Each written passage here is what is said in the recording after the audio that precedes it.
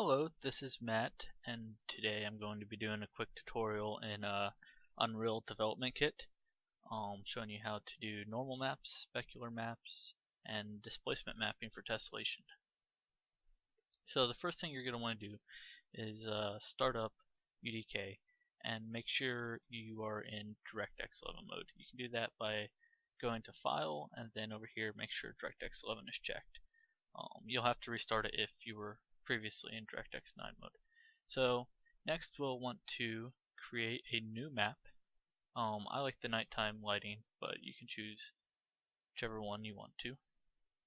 So here we are, we're in our just default basic thing. Next we want to go to the content browser and we'll just go ahead and import some media. So for this tutorial you'll need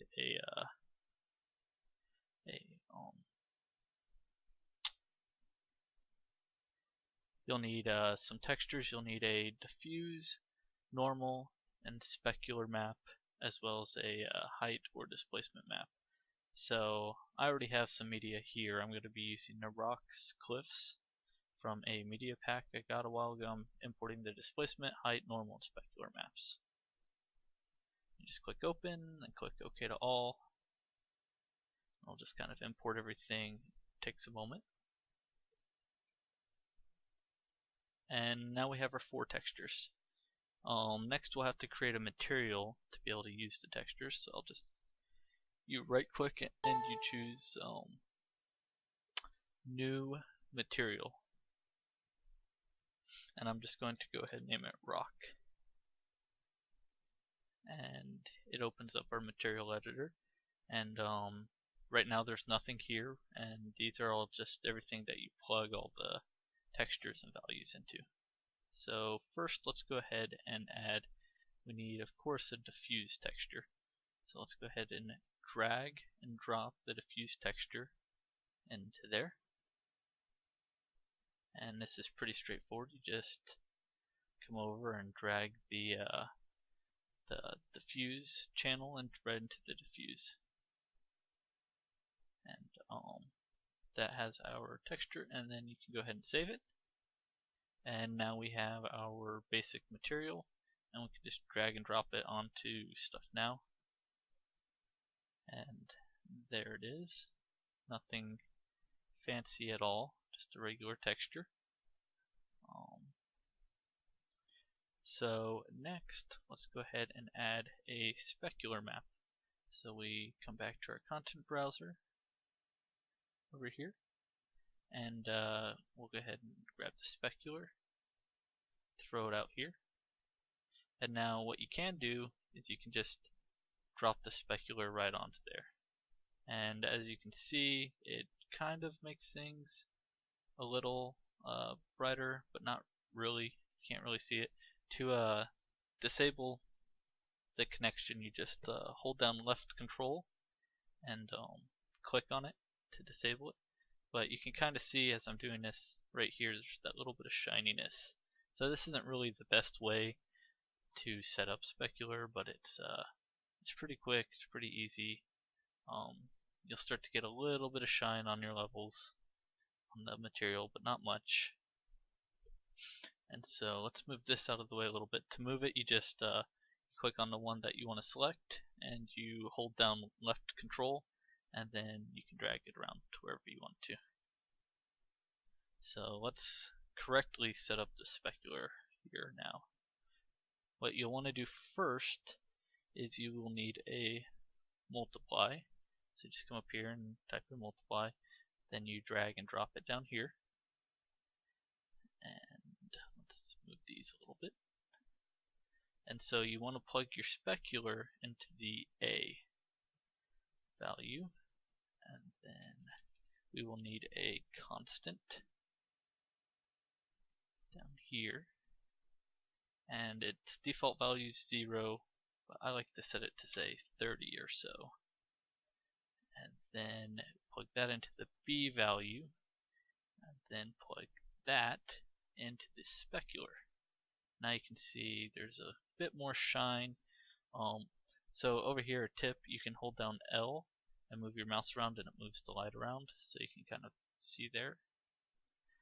But now we can see there's a bit more specular, so let's see how that looks on our map. Just save the changes, updates here. Wow, that's really bright. So we can just jump over here and change these values down if we want to, but we can make it a little easier. There's actually a specific part right here for specular power. So we can just leave the default here at 30, and we can add another constant down over here and plug that into specular power. And you'll notice this will make it really bright because it's at 0. So it's just saying to make everything bright. But if we want to make it less bright, then we can jump in here and make it say 200. And now there's a lot less shine. Might want to jump it up to say 1000 for now. We can come back and change all this later. Update it. And it's got some shine. It's not overbearing. Still not looking great. Still not a fancy setup yet. So let's move these back a little bit. Make room for the normal map. Right in here. Let's move this one right there. Okay. So next let's go ahead and add the normal map. And we'll drop it right in here. Make that go away. And the normal map's actually pretty easy to set up. You just drag it straight into the normal map, and you're done. So I don't know if you can really see that update here in the preview, but let's see. You can kind of see there's a little change going on there, but we'll see how it looks in here. So go ahead and save the changes, and you can immediately notice that it looks like there's a lot more shading and a lot more depth going on, as opposed to when there wasn't a normal map. It kind of makes a big difference. So we'll just preview that without, and then we'll add it back in. There's the normal map. So that's looking a lot better. It's starting to look a little more fancy. You can see it glistens, the light kind of glistens on the stone a little bit, and it's starting to look a little better. So now we're getting to the harder part, or the more complex part. Not really hard, but the more complex part. First thing is, since we will be doing displacement, we need to turn on tessellation. So you just come down here and click that, and next we need to go ahead and add the displacement map.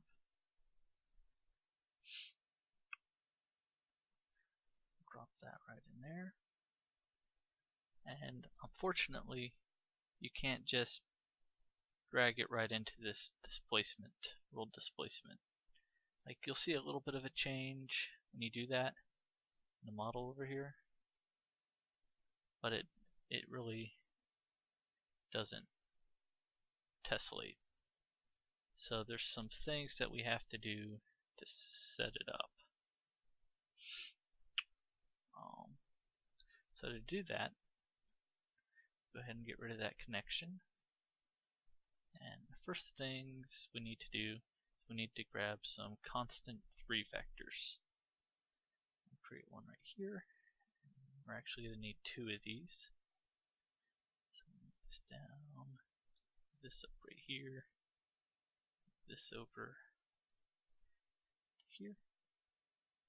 And these constant 3 vectors, you're only going to want to do the B value, and so this first one will be how low the depth that it'll go in the tessellation. So we'll start off with maybe negative 15 or so, and then this one is how high up it'll rise.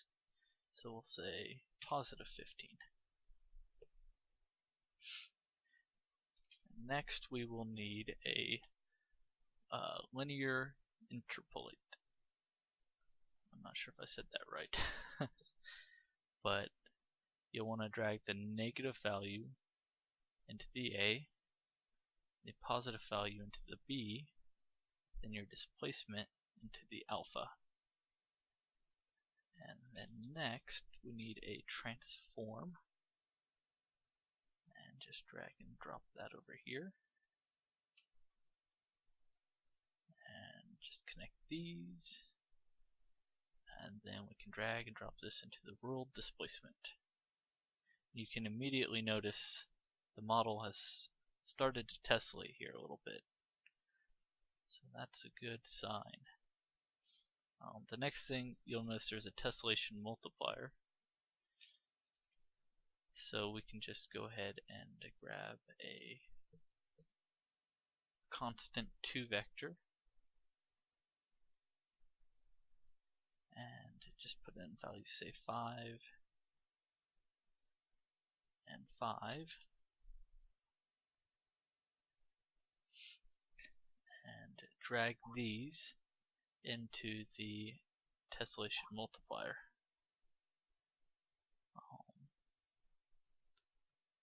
So let's go see how that's looking so far. Oh, let's see. Sometimes it does a weird save thing. Okay.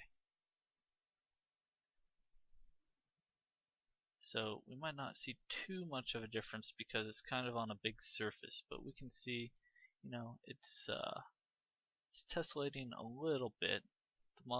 The texture material is kind of stretched out. So to unstretch it, we can come back here and add a texture coordinate.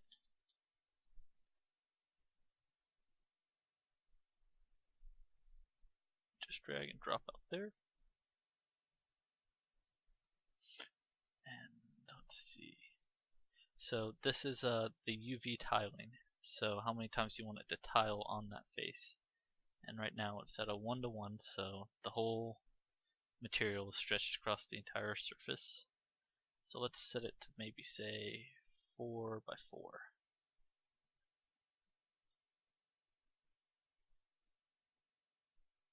And let's come drag it into the diffuse. So now you can see it's a little bit more spaced out. And if we update that, we'll see now it's a little bit more tiled. So it's not as large. But unfortunately, it's only doing that for the diffuse. So we also have to, if we want it to all match up, do that for the specular and for the normal map. Let's move these down a little bit now.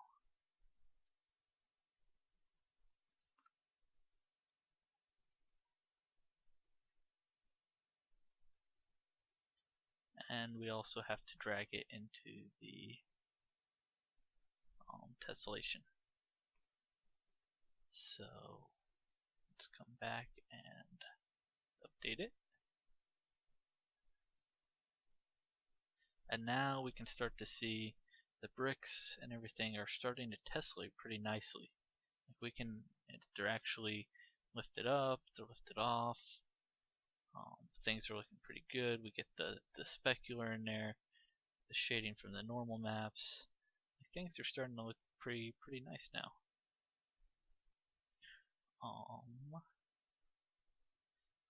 We can increase the amount of tessellation, so how high it lifts up. We'll just change this one real quick. Let's see how it looks. And everything. So it's definitely tessellating. Now one of the downsides to this is you'll notice, look at how many polys there are. It's really tessellating. That's going to be hard on performance right there if this is always like this. And so what we need to do is make it so it only tessellates when we're close to the object and untessellate when we're further away. So a way we can do this is we'll have to set it up here in the tessellation multiplier, because that tells it how much it's supposed to tessellate. So we need to do that based on distance now. So we'll go ahead and get rid of this here.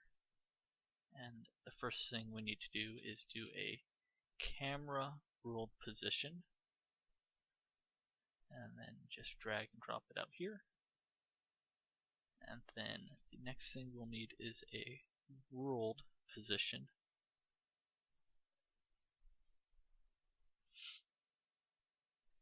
You can grab these. Okay. And then we'll have to go based on distance. Down here. And the camera ruled position. So this is based where the camera is. On the ruled position, based on the distance. And we'll have to divide all of this right here. Drag and drop the divide out here. Send that into the B value. And then this is going to be our distance. So we want it at a decent distance, not too far away. So let's keep it at 5 for now, so I'll show you what I mean. Drag the 5 into the A value, then throw that into the tessellation multiplier. So now you can see as you get close it tessellates more, and as you get farther away it stops tessellating. So let's see how that looks real quick.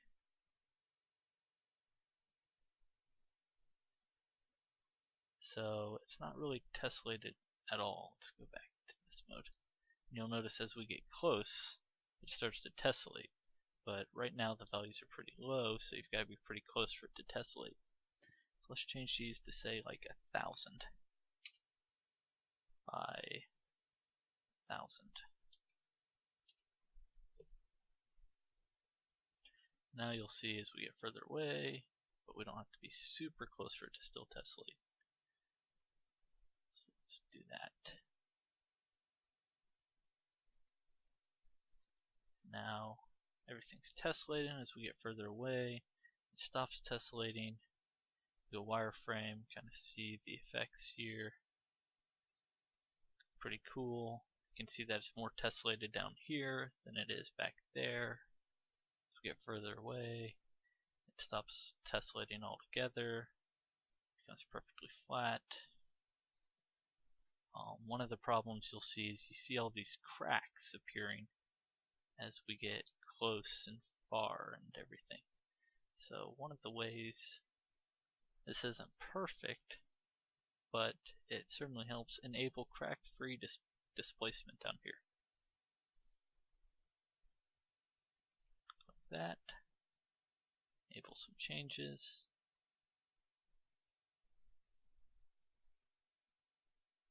And it's a lot better, but you can still see some cracks. So this is where you have to really just play with some of the settings and see what works. Like if you drop this down to say 25 and don't give it too much depth, let's say -5, might work out a little better. You won't get as much of a tessellation factor, but it's still pretty tessellated. You don't really see the cracks anymore, and everything still tessellates nice and good. So it's kind of cool. You can mess around with the settings however you want to. One thing I can also show you real quick is you don't have to have a displacement map.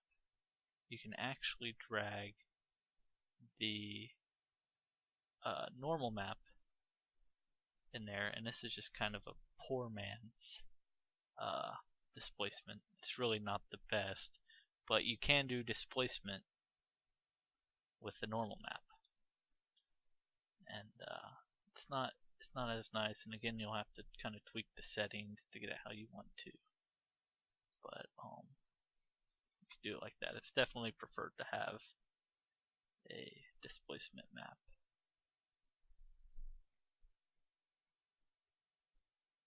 And let's see. Yeah, so that's about it. It's kind of fun to mess with the settings and see how everything works out. We can give it a test and see how it looks in the game. So there's everything. It's tessellated pretty neatly. We've got the reflectiveness from the specular map. The normal map's doing its thing, and we've got a pretty nice, decent looking tessellated ground here. And the further away we get, you can kind of see it, so you might want to increase the distance or the power so it's not as noticeable, and everything. But it's looking pretty nice. It's looking pretty neat. So that was actually pretty easy to set up. You just really need, it looks complex, and it is a little bit. The displacement's where it gets crazy, so if you're not doing displacement, it's actually fairly easy. You've just got these things up here. We can make it not so bright, make it like say 3000. Light won't have as much effect. Right here, notice.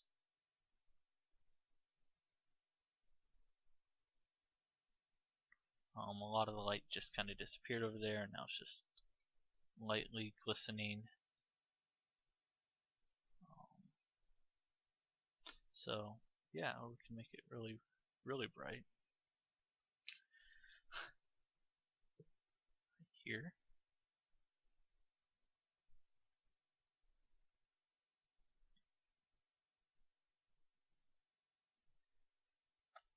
So yeah, I hope you found this tutorial a little helpful.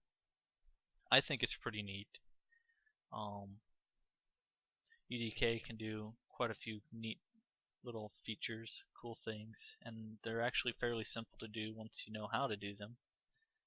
So yeah, I will maybe do another tutorial sometime soon, but we'll see.